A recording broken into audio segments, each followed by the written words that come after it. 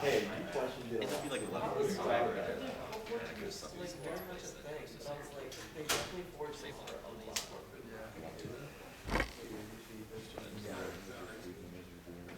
But that's an exam. Like it's an exam. No. It's definitely good. No, there's never a second.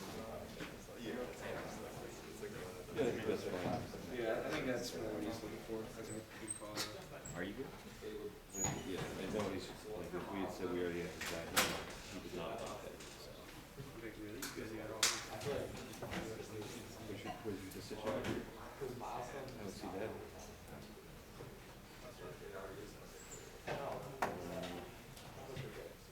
Are you done editing now? Yeah, that's what I made a decision matrix for one. After we lose. Just like give me a decision matrix so I can show them like why this is Mississippi. And it was still the best idea. Took like 15 minutes. Well, let me, I'll just submit it.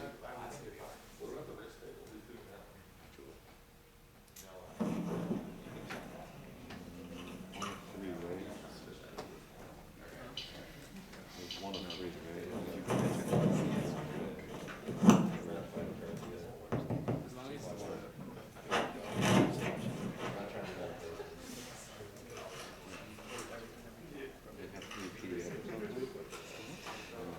Okay, good morning everyone.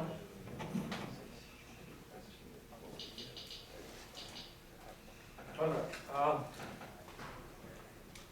We're going to now start talking about emission of radiation from real surfaces. Okay, but before I do that, I want to summarize all the variables that we have seen so far. Okay. So we've seen variables that we've used for real surfaces. We've seen variables that we've used for ideal surfaces, and here is a list. And let me close the door here.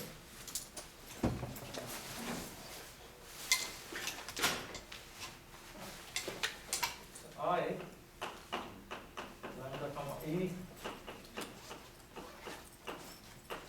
lambda comma theta comma phi. This is the intensity of radiation from a real surface. This has two dependencies.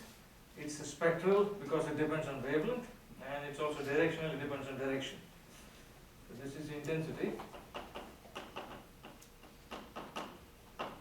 of radiation for a real surface.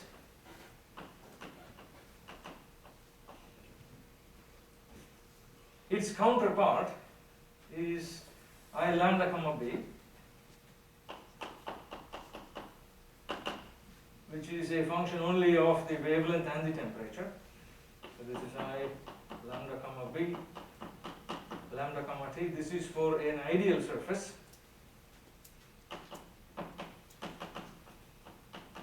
Intensity of emitted radiation.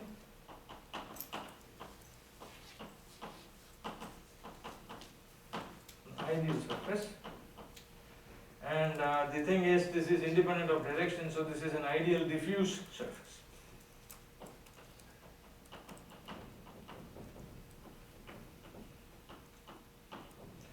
Real surfaces are typically not diffuse. Okay, so there is some directional dependency, there is wavelength dependency, there is dependency on temperature of the surface, so there are lots of dependencies, which is what makes this kind of really difficult to understand. So this is the first set of variables that we've seen. I lambda comma B comes from Planck's distribution, so we have a good handle on what it is. So I lambda comma B from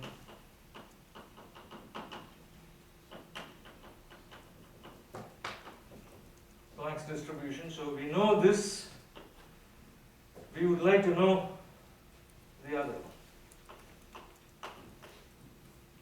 This is the first set of variables. Okay.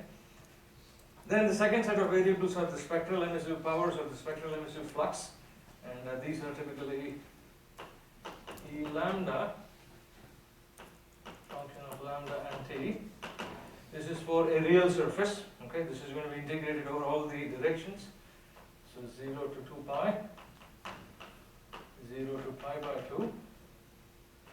I lambda comma E lambda theta phi sine theta cos theta, d theta, d phi.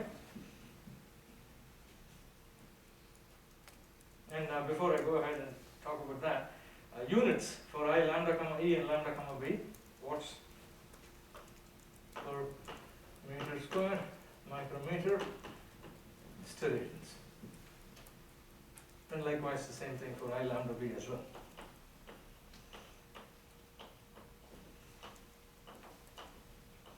So all the intensities are the same in units.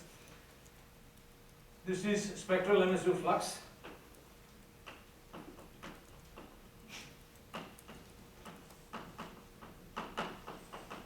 Or power for a real surface.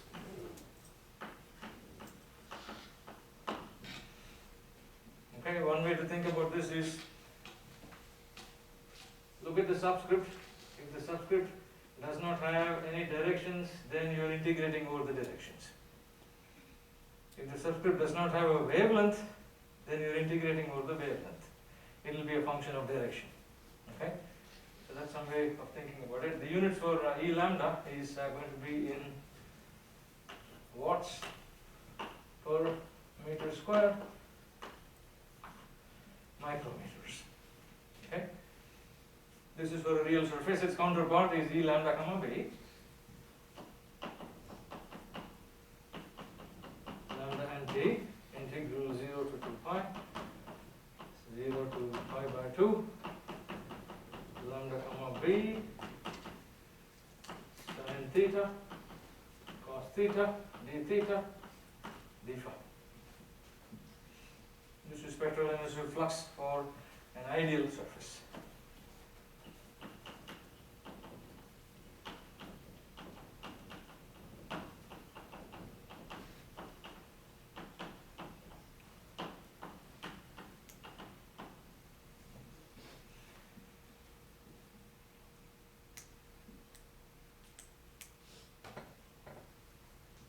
But what do you know? An ideal surface is a diffuse surface, which means that this I of lambda comma B is independent of the directions, so I can remove it out of the integral, and I'm just going to have integral 0 to 2 pi, 0 to pi by 2, sin theta, cos theta, d theta, d phi, which we've done multiple times, that's equal to pi.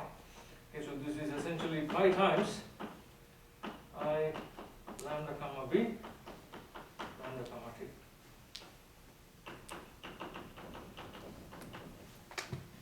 Ideal diffuse surface, units are the same, watts per meter square, micrometers.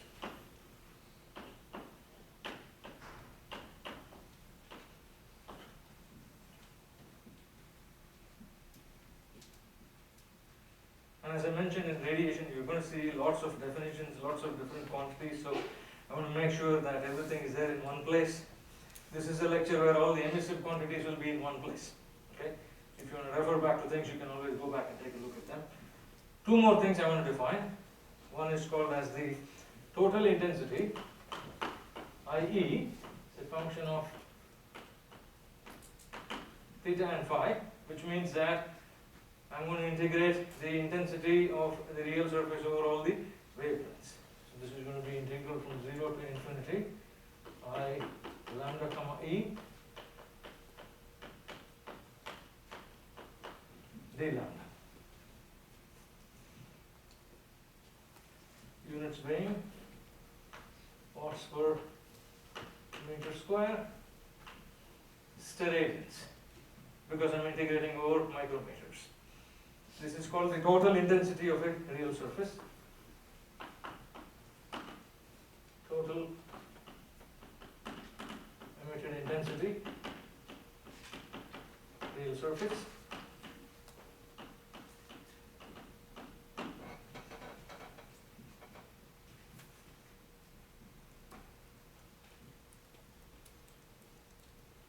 Its counterpart for an ideal surface is the following. So I B is just going to be the integral of I lambda comma B over all the wavelengths. Notice this is purely going to be a function of temperature only, because the ideal surface emissivity is, or intensity is diffuse. Okay, so this is purely a function only of temperature. So this is integral 0 to infinity I lambda comma b d lambda, and once again units will be the same, meter square steradians, and this is the total emitted intensity of an ideal surface.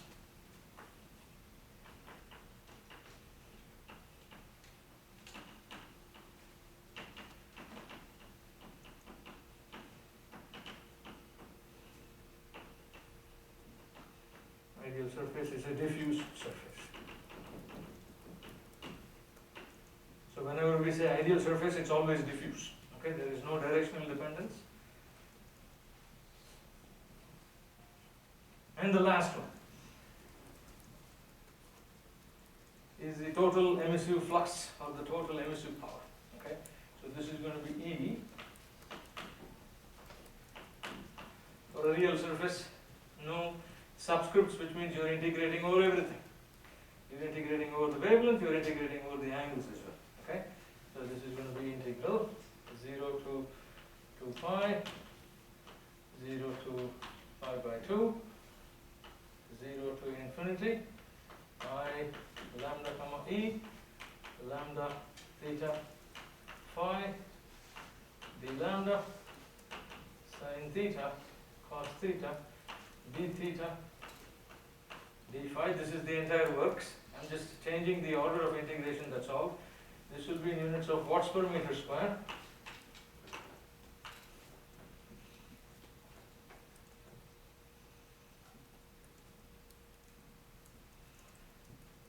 Notice,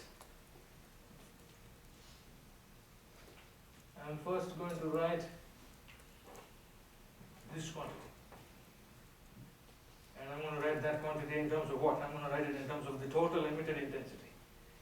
Okay, because it's integrated over all the wavelengths. So this is E of t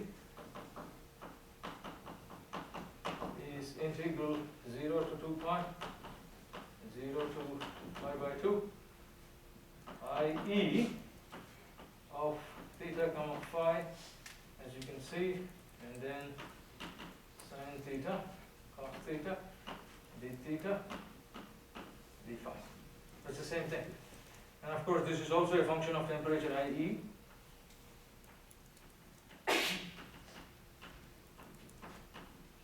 Also a function of temperature, it is just hidden there. Everything that is emitted by a body in terms of radiation is a function of temperature. Strong dependence on temperature. But radiation that is absorbed by a body is mostly independent of temperature. It depends on the temperature of the surroundings. That's the incident radiation that's falling on it. One more. Same expression. This is all for the emissive power of an ideal real surface. Okay. E of t, I will write it in the following form, just rearranging the integrals. 0 to infinity, 0 to 2 pi, 0 to pi by 2, I lambda comma e, sin theta, cos theta, d theta, d phi, d lambda.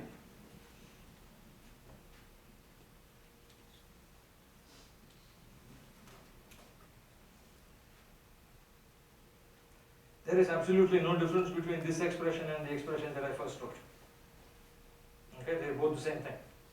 All I'm doing is changing the order of integration.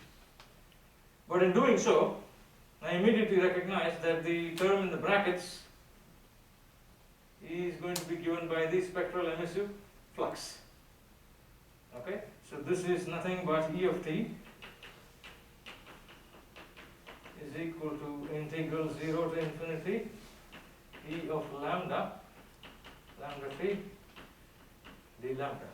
Okay, and this is all of this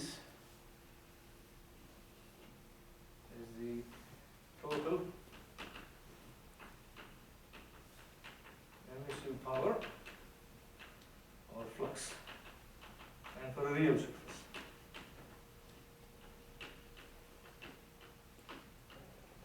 Which is what we need, right, to solve any problem. We need to know what is the radiant rate of heat transfer that is emitted by the surface, what is being absorbed by the surface, the difference between the two is the net radiative flux. If I know that, then I can just forget all these things and move on.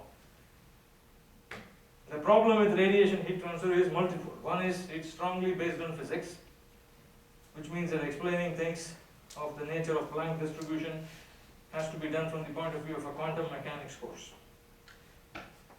So which is why, as an engineer, we are not going into the details of these things, okay? The other thing that radiation heat transfer is sticky about is, it is a function of multiple quantities. It's a function of temperature, it's a function of wavelength, it's a function of two angular quantities, and it's hard to visualize it. So because it's hard to visualize it, people lose motivation to study it, but this is extremely important because the sun is our sole source of power, and all that is coming from radiation heat transfer. So what's not to like about it? Last one. The total emissive power of an ideal body, or an ideal surface. When I say ideal body, I mean an ideal surface. Radiation is a surface phenomenon for us. So E, B, this you know, okay, this is nothing but integral 0 to 2 pi, 0 to pi by 2, 0 to infinity, lambda comma b, d lambda, sine theta, cos theta, d theta, d phi.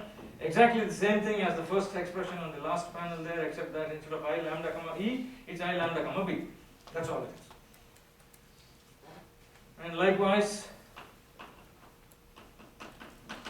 I can write it as integral 0 to 2 pi, 0 to pi by 2, IB sine theta, cos theta, d theta d phi. So this quantity is that guy there. It's all a question of manipulation only. Okay, there is nothing else going on here. You just want to write it in multiple ways so that you see what is the easiest way to use these things as we define surface emissivities. Sin theta, cos theta, this is a completely independent of directions, so this essentially tells me that EB is just pi times pi.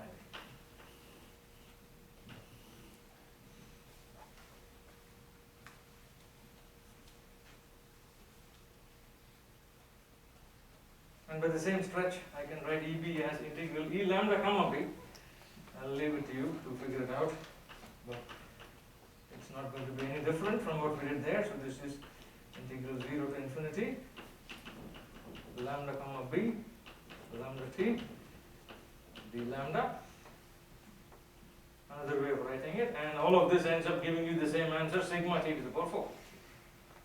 All of this is sigma t to the power 4, sigma t to the power 4, and of course this is also sigma t to the power 4. How do I get that? I get that by plugging in the Planck distribution for I of lambda comma b, integrating, and then obtaining the final results. Okay. After all this fun, we are going to define a few more quantities. Okay? But that's where it ends. And after that, we are ready to start moving on and think about real types of radiation. Okay? I have multiple bodies radiating energy, how do I accommodate that? I have multiple bodies with different geometries radiating energy, how do I accommodate that? Multiple bodies at different distances sitting from each other, how do I accommodate that? All of this have to be accommodated in some way, right? Radiation is not just between two bodies. Real radiation transfer is not between just two bodies. But before that, we have some unfinished business, and this is where we define what is called as the emissivity of a real surface.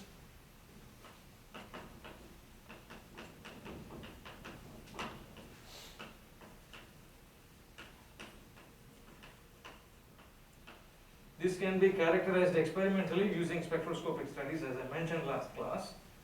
Can be obtained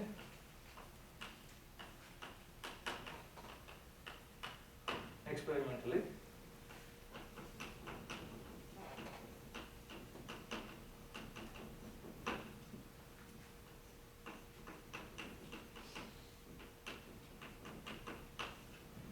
the entire field of radiative spectroscopy. People will, this is their livelihood. Take a surface, measure its emissivity, tabulate it. Similar to what you do for Young's modulus or modulus of rigidity, material properties and so on. Okay, so this is a material property, but it's a little more ominous than that. It's not only a material property, it's a surface property, it's a function of temperature, it's a function of wavelength as well. So multiple things going on at the same time. So I'm going to define the first one, which is called as the spectral directional emissivity.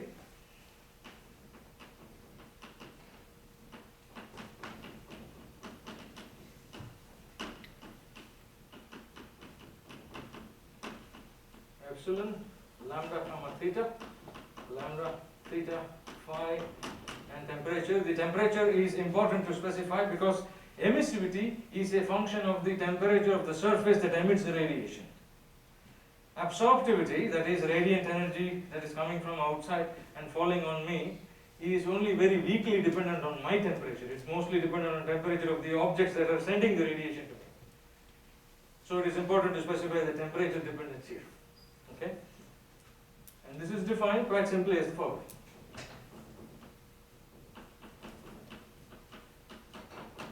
Notice here, I've spoken about lambda, I've spoken about theta. I've not mentioned phi because the dependence of this on phi is very weak.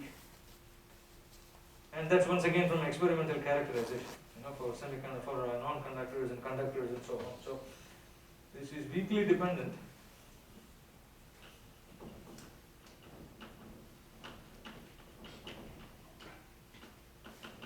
on phi.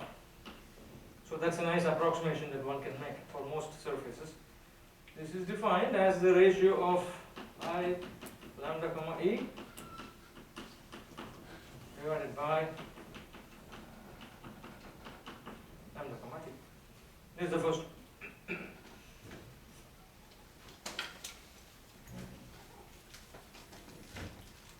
And you seldom work with this creature because it's too complicated. It's a function of lambda, it's a function of theta, and it's a function of temperature, so many things. I don't really care. So what we do is, okay, somehow by the process of experimentation I can kind of isolate and say, okay, here is just the directional influence of the emitted radiation. Here is the spectral influence of emitted radiation. And so it is sufficient for me to look at those two quantities and then combine them together somehow to get the total emissivity of the surface rather than look at this creature.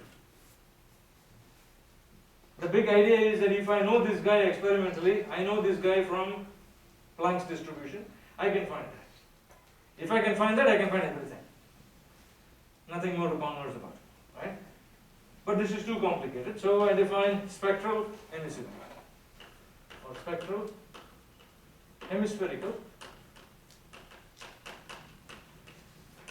emissivity. This is epsilon, lambda, lambda comma T.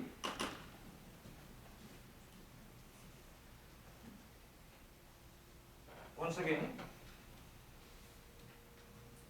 the lack of a subscript indicates that the integration is performed over those subscripts. Okay, so here the lack of a subscript is the angle dependence, and so the integration is going to be performed over the angles. So here I have two ratios.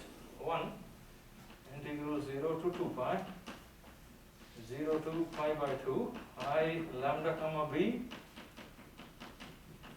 sine theta, cos theta, d theta d phi. This is for the ideal surface. And here I do it for the real surface. Lambda comma e, sine theta, cos theta, d theta, d phi.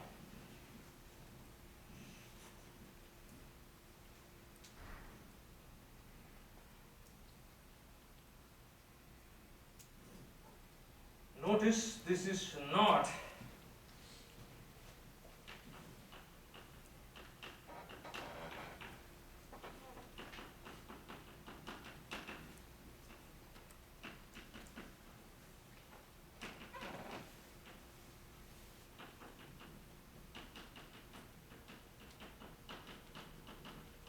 Do not do that. It's not the same. Okay? It is not that I'm just integrating this side with respect to 0 to 2 pi and 0 to pi by 2 and calling it a day. That is not the relationship that I'm prescribing. This is wrong. It does not give you anything useful or meaningful. That is the one that gives you something meaningful. And we know that the first ratio there is nothing but the spectral emissive flux. And this second ratio here is nothing but the spectral emissive flux of an ideal surface. Looks like spring break has already started for a lot of people. This is E lambda comma T by lambda comma B lambda comma T. If you want to go one more step, E lambda comma B, we had just written down as somewhere here as where was that? Right there, pi times I of lambda comma B. So this is, if you want, it's not necessary. So pi times I lambda comma B lambda.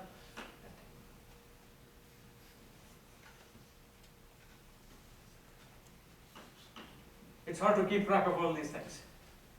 Okay? It's no joke. Because you make a mistake in one of them, everything is gone.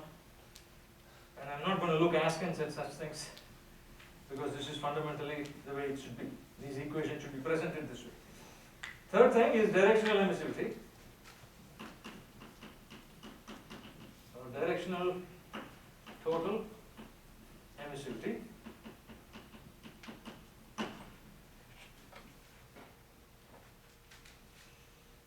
My question to all of you, what should the integration be for this one? Should I integrate over direction or should I integrate over wavelength?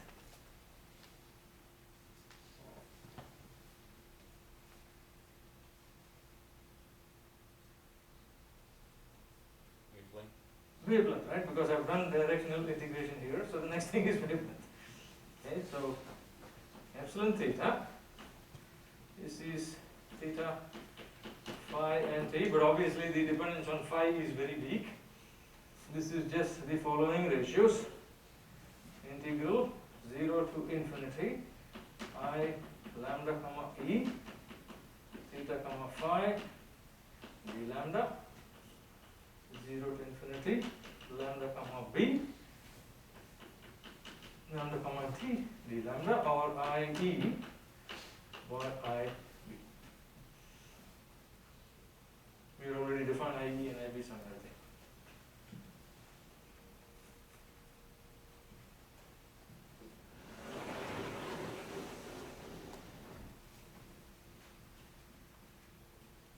All right. Then comes the big brother, the total emissivity. You're integrating over everything. That's about it. Okay? The fourth one.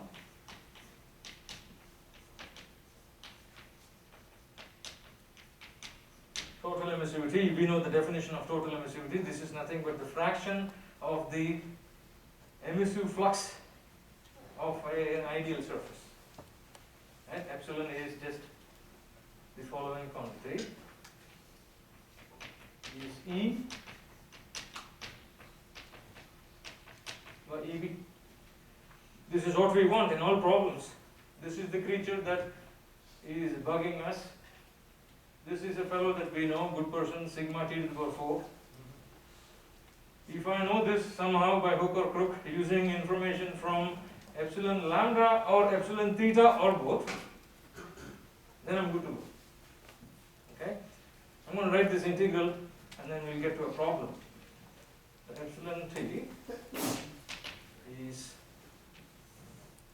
integral 0 to 2 pi, 0 to pi by 2, 0 to infinity, lambda E, phi, sin theta, cos theta, d theta, d phi, d lambda. And then the bottom.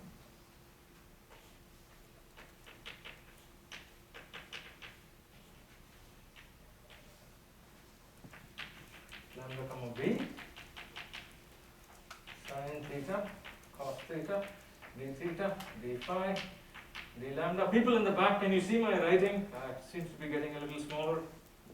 You're okay? Right. Thank you. And I want to make a small point about directional emissivity. Okay, if I plot directional emissivity as a function of theta,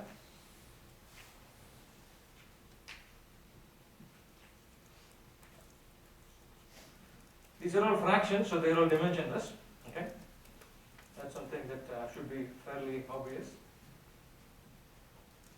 If I plot it for non-conductors, okay, materials that are non-conductors like ceramic or something like that, right? Here is the directional dependence. After an angle of 70 degrees or so, this drops off. And if I plot it for conductors, okay, it's going to be somewhat, it depends on what type of a conductor I'm plotting, but typically the emissivity of metals, okay, so this is non-conductor. This is conductors, which involves metals predominantly. The difference, why is this happening, is because typically if you look at a non-conductor versus a conductor, if you look at a metal surface, a metal is more shiny than a ceramic surface. Okay? And the rougher the surface, the greater the surface area. Okay, if I have a rough surface, if I have a smooth surface, the surface area of a rougher surface is greater because there is more area stored in the roughness. And if there is more area stored, it means that there are more number of photons that can actually emit radiant energy from the rougher surface. Which means that the emissivity of rougher surfaces is more than the emissivity of shiny, smooth surfaces. So typically metals fall under the category of shiny, smooth surfaces, and so their emissivity is very low. And to increase their emissivity or enhance their emissivity, people perform oxidation. So if I have a piece of iron and I keep it outside for a long time, there will be a layer of iron oxide formed on it. Iron oxide makes the surface of iron look more abrasive, more rougher, and so that will have greater emissive power. Okay? So that's something I wanted to point out. And also, this drop off is because of the following fact. You see, if I look at a small area that is emitting radiation, right? The maximum intensity of the radiant energy I'll feel is if I'm sitting straight underneath. As I'm falling down, as the angle theta is increasing, if I'm sitting here versus I'm sitting there, this is increasing theta. You see that as I come closer and closer to theta is equal to 90 degrees, the amount of radiant intensity that I'm going to feel is going to be very small. And that's why there is this tremendous drop-off that is taking place after 70 degrees. More or less, this emissivity is basically knocked off. And so for non-conductors, it can be mostly treated that epsilon theta is constant up to an angle of 70 degrees and then 0 after that. Okay? So sitting right here, the low dependence on theta because cosine theta is increasing, high dependence on theta if I sit directly underneath it. So for non-conductors,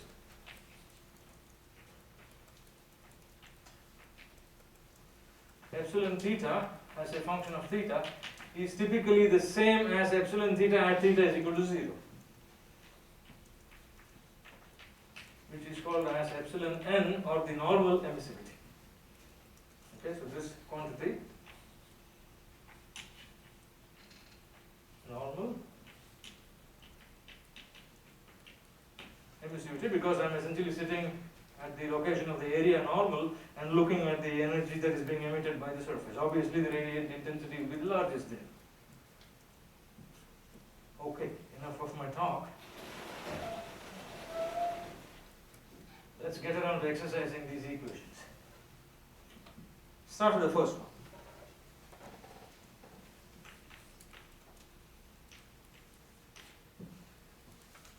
I'm given a surface whose temperature is 2000 Kelvin. So some real surface.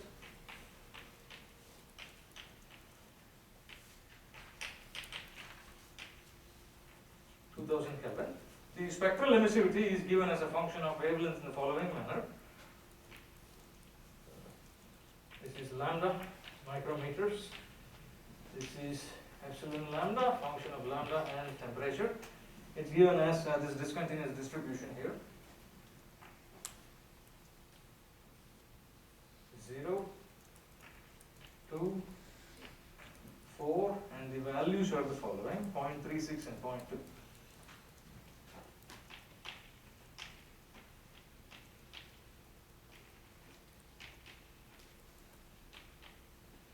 Does my plot make sense to everybody? Between 0 and 2 micrometers, the value of epsilon lambda is 0.36. Between 2 and 4 micrometers, there's a discontinuity at 2 micrometers. Typically does not happen because radiant intensity is continuous over wavelength. There is no discontinuity. So this is just a stretch of imagination. This is going to be slightly not as discontinuous or as sharp. Okay, the drop off is not going to be this way. But for the sake of solving the problem, this is between 2 and 4 micrometers is 0.2. Right? Obtain epsilon t and Et. Quite simply, that's the problem.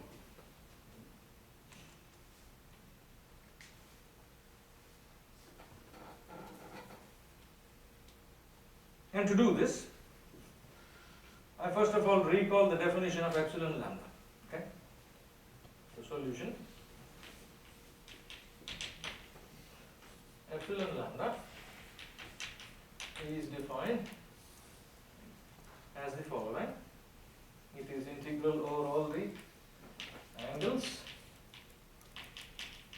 I lambda comma e lambda theta phi sin theta cos theta d theta d phi by 0 to 2 pi pi by 2 lambda comma b sin theta cos theta d theta d phi. Okay, this is the basic foundational definition.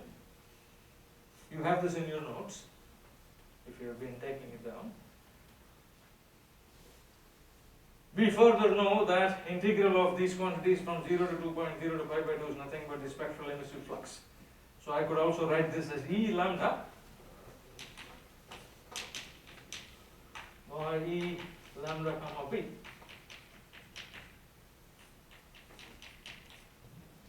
Does this make sense to everybody?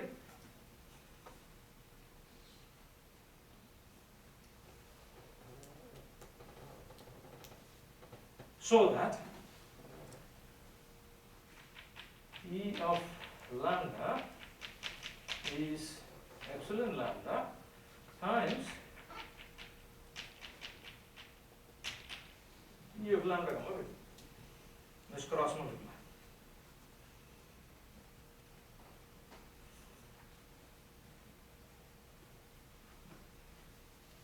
So that's one step, right? This is basic definition. Then I look at the definition of epsilon t, epsilon as a function of temperature. This is nothing but integral 0 to infinity, 0 to 2 pi, 0 to pi by 2, lambda e sin theta, cos theta, d theta, d phi, d lambda by 0 to infinity. Same thing there, just getting tired of writing it. 0 to 2 pi, 0 to pi by 2, lambda comma b, sin theta, cos theta, d theta, d phi, d lambda.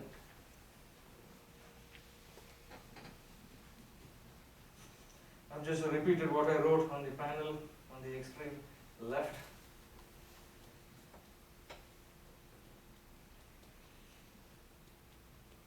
It should be quite evident that this quantity is nothing but the spectral emissive flux. Okay, so this is the same as in integral 0 to infinity E of lambda integral 0 to infinity lambda comma b d.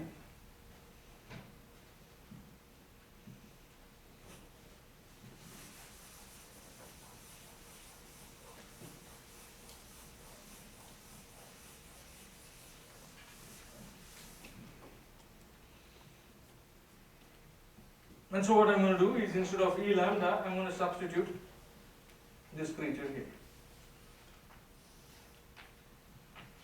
And so I have epsilon t.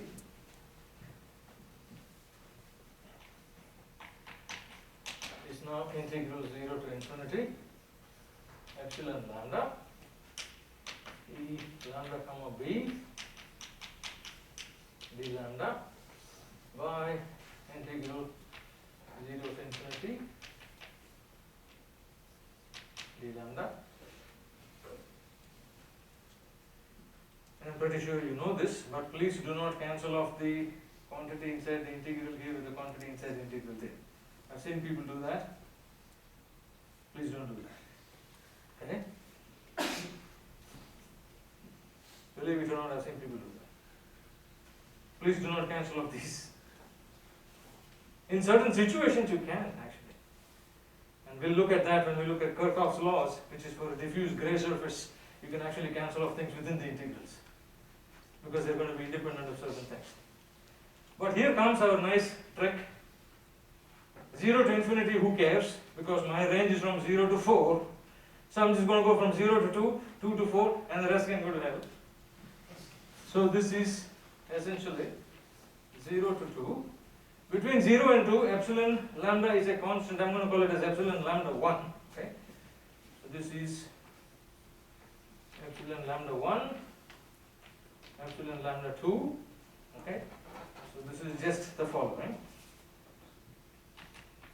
Epsilon lambda 1, E of lambda comma b d lambda by integral 0 to infinity lambda comma b d lambda plus epsilon lambda 2, 2 micrometers to 4, all of these are micrometers, lambda comma b by integral E lambda comma b d lambda, 0 to infinity.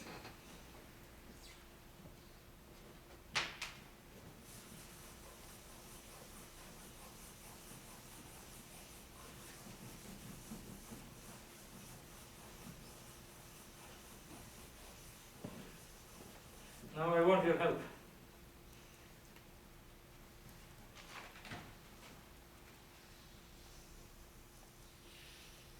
What is that called?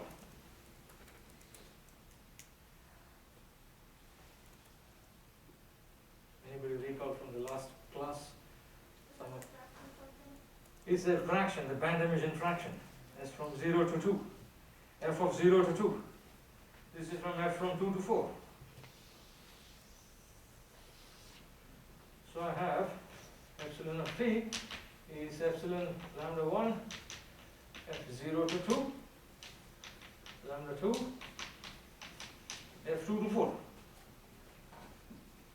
f0 to 2 I can calculate it, f2 to 4 I can split it into the following. So this is epsilon lambda 1 0 to 2 lambda 2 0 to 4 minus 0 to 2.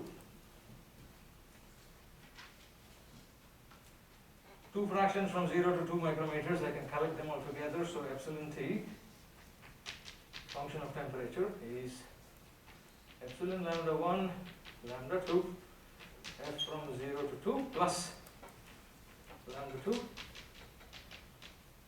to 4.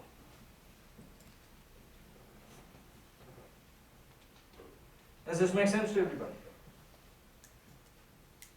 Okay, all we did was we had been given a plot.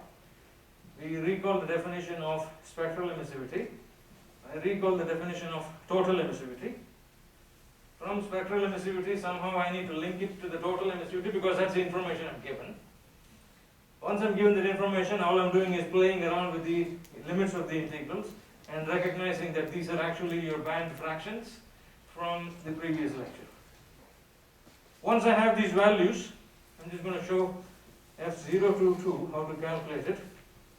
Okay, we've done this in the last class, but I'm going to do it once again very, very quickly. So this is calculate the value lambda t, where lambda is 2 micrometers, because I'm going from 0 to 2. T is the temperature of the surface, which is 2000 Kelvin.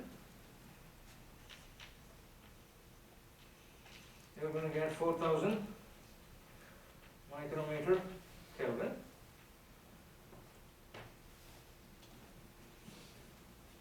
Then you have those fantastic tables I've given to you for homework 7. On the first column, you look at the entry lambda t is equal to 4000. Figure out the fraction in the second column, plug the answer, and go home. Okay? So look it up from the tables.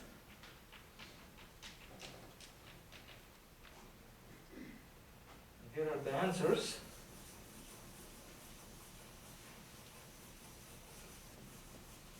Essentially, in your tables, you're going to have lambda t, f, this is 4000, so this is 0 to 2 for our problem because the temperature is 2000. If 0 to 4, then that's going to be 8000. Pick out that value corresponding to 4000 and 8000 in the first column. And so I end up getting epsilon t is equal to the following.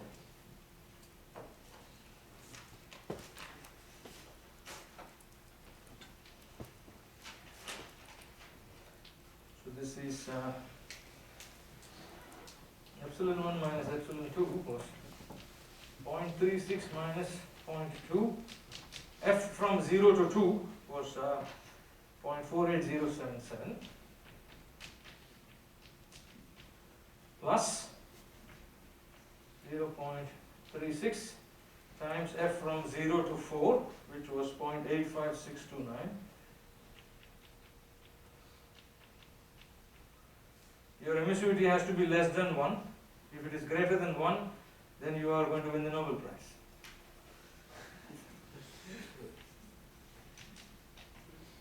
This is 0.248. Because there cannot be any other surface than an ideal surface which will be radiating energy at the extent of the ideal surface. Okay, so emissivity for real surfaces is always going to be less than 1. Any of these emissivities will always be less than 1 because they are all fractions with respect to a benchmark. The benchmark being the ideal surface. Okay. I have time for one more problem. I have around 5 minutes. I'll maybe set it up, or do you guys want to take off? Shall I get to one more problem? Okay. Let's try it.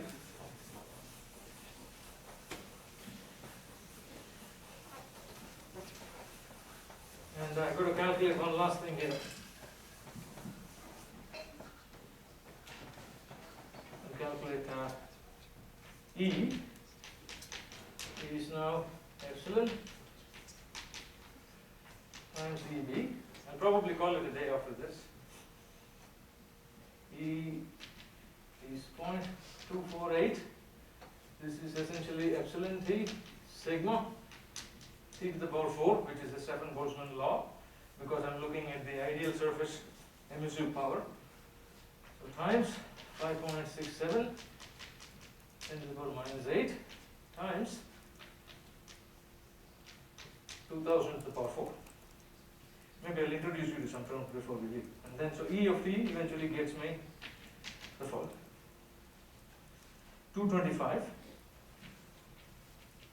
kilowatts per meter